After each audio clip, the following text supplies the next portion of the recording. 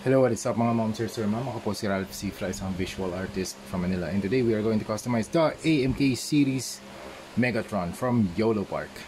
Thank you for YOLO Park for sending this super cool model kit. Visit kayo sa Shopee page nila. Meron silang YOLO Park sa Shopee, yolopark.com website, and Facebook, YouTube, and Instagram.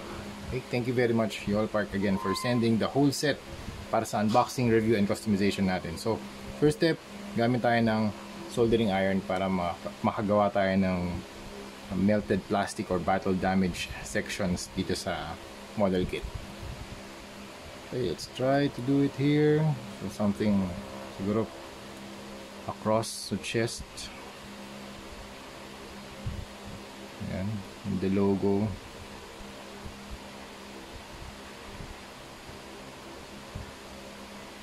Dito sa baba. Okay.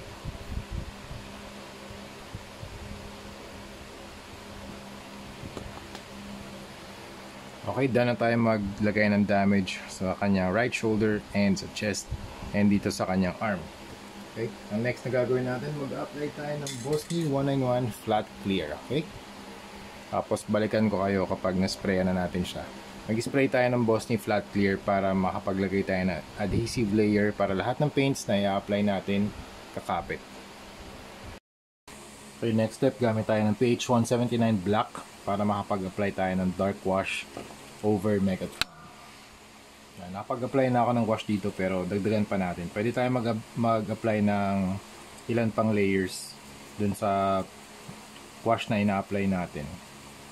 So kung gusto nyo mas dark siya, pwede pa kayo mag-apply ng second and third layer. Itong ginagawa ko ngayon, naka 2 layers na ako dito. So, mag-add na lang ako ng mga additional darks para pag nag-dry brush tayo, malakas yung contrast. You can also add black dun sa mga black parts niya para magkaroon din ng extra depth. Okay, after the black wash, mag-apply naman tayo ng dry brushing using Vallejo Metal Color Silver 77.724 Plata. Okay, game. Try natin dito sa face ni Megatron yung dry brushing. Okay.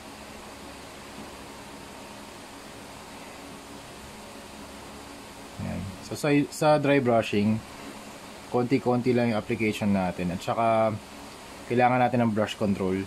Hindi masyadong madiin para yung mga nakataas na edges lang yung matatamaan niya. Ayan.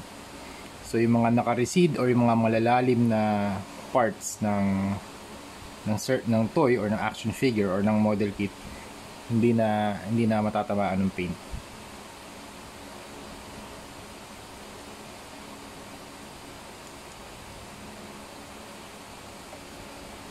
Okay, something like that.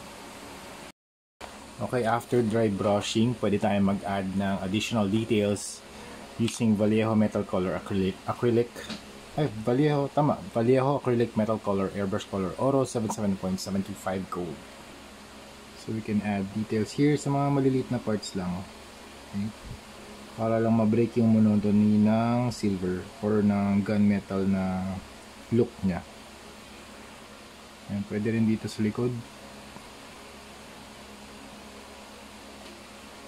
Okay, pwede rin tayo mag-add ng blue dito sa part na to.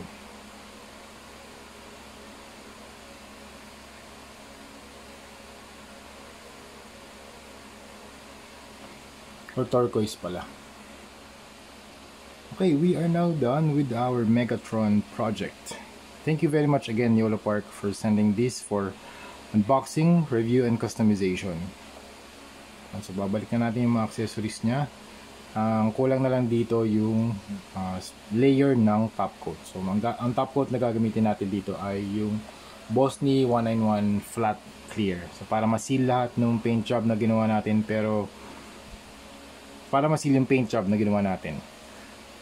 So far ito na yung status niya, wala naman din magbabago sa look kasi flat clear naman yung i-spray natin.